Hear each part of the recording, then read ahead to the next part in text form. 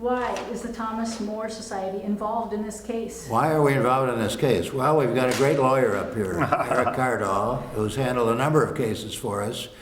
And Erick, I think, has pretty much blown the cover of the Attorney General of Minnesota, Mr. Ellison, who, a very controversial figure, losing candidate for head of the National Democratic Party, was campaigning here for Attorney General, even while accused of domestic violence. Apparently he's emerged victorious in the election, notwithstanding that.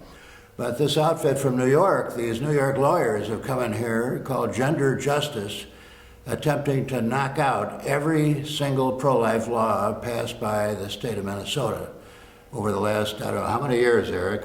20, 50 30, years. 50 years. Yeah. And saying they're in violation of the Minnesota Constitution, as if this was some sort of a new discovery, new development, new stratagem. We were skeptical that Mr. Ellison would do his job correctly here, because he's pro-abortion, outspokenly so. He insisted publicly that he would defend the statute. That's his job as a lawyer for the people of Minnesota. Well, guess what? He filed a response that is pathetically inadequate, incompetent, deceitful. He omitted the primary dispositive defense that any lawyer worth his or her salt would have put front and center in the response. You can't file a suit under the Minnesota Constitution attacking the legality of any state enactment. Your remedy here is to go talk to the legislators and get a legislative change. You can't do it through the courts. Well, not only did he fail to raise this defense, dispositive as it would be in this case, but Erick here found that they have, during Mr. Ellison's tenure, raised this defense and successfully disposing of other cases, similar cases. Why then did he not raise it in this case when he promised to defend the laws of Minnesota aggressively? Well, frankly, it's an egregious lie that he perpetrated on the people of this state. Erick has caught him very vulnerable here, not only incompetence, but we think deceitful incompetence. And I'm going to let Erick explain what this defense is and why it's so effective and should have been raised, and we're intervening to try and get it raised and get rid of this frivolous lawsuit. Thanks, Tom. The setting here in Minnesota is that, of course, there have been lots of lawsuits brought against the government for the government violating the Minnesota Constitution. And as recently as 1994, a well-respected academic lawyer type, John Baker, wrote an article saying that, you know, this no private cause of action of the Minnesota Constitution is being applied even by the Minnesota Supreme Court in an uneven way and needs to be addressed. And here we are 25 years later, and it hasn't been addressed. And so what we have is decades of litigation where basically pro-abortion or liberal causes have been allowed to proceed in the courts when conservative pro-life causes have been thrown out. And I'm a lawyer that's for the last 20 years represented the regular people, the ordinary people, you know, and so my lawsuits all get thrown out, but if you're tied into the liberal elite, then your lawsuit proceeds. And so can't be the case, because we all need to have equal access to the courts. Now, it may seem strange to the audience, why is it that you can't sue for a violation of the Minnesota Constitution? Well, that doesn't render the Minnesota Constitution useless, far from it. The Minnesota Constitution is very useful if the government is prosecuting you or suing you. Further, the state legislature can recognize private causes of action so you can sue under the Minnesota Constitution. For example, they do that with Minnesota Government Data Practices Act. They authorize a lawsuit so you can sue the government to get data from the government.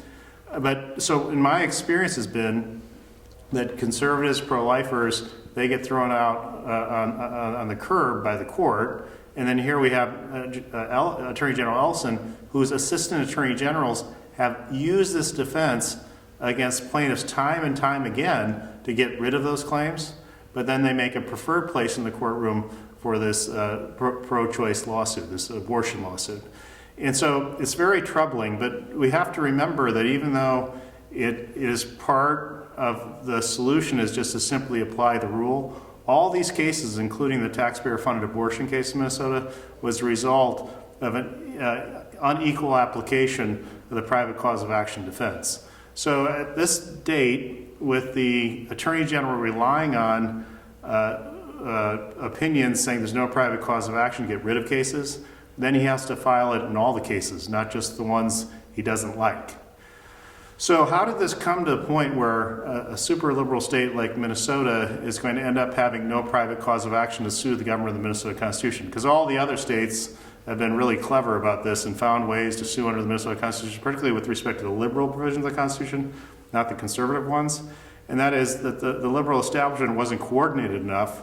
And what happened in 2015, in one of my cases, a government attorney representing a township removed the case from state court to federal court, and then it worked its way up to the U.S. Court of Appeals in the 8th Circuit, and then a Minnesota-based judge, Judge Loken, very smart Republican appointee, he said, well, this issue's been hanging around for 25 years, so I'm going to decide.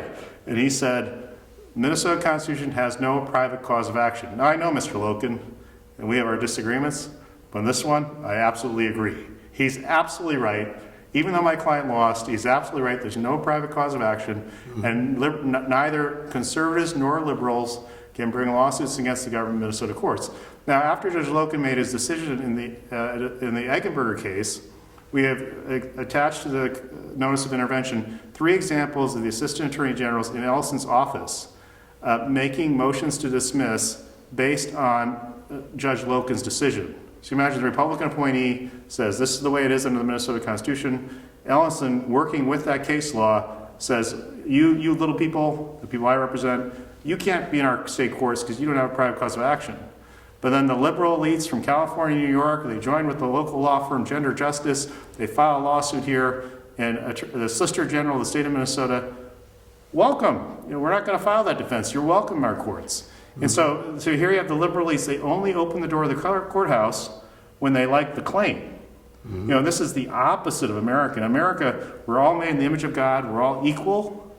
We're all equal. So we have equal access to court, equal access to the state legislature. And that's why we're winning. We're winning by just pointing this out because it's so corrupt. This is what happens at the very top of the liberal elites is they scam for ways for little people not to get access to the court. But if you're one of our friends, oh, come on in. You can have access to the court. You can have your issues adjudicated. Now, it's hard work to go to the state legislature and get laws changed. But the reason why it's hard is we only want the good changes, not the bad changes. So if you have ideas on changing the law, go. But if your ideas aren't good, they probably won't succeed because it's hard. But in court, you get one lawyer, one plaintiff, one judge. They can screw everything up. Roe v. Wade's an example, right?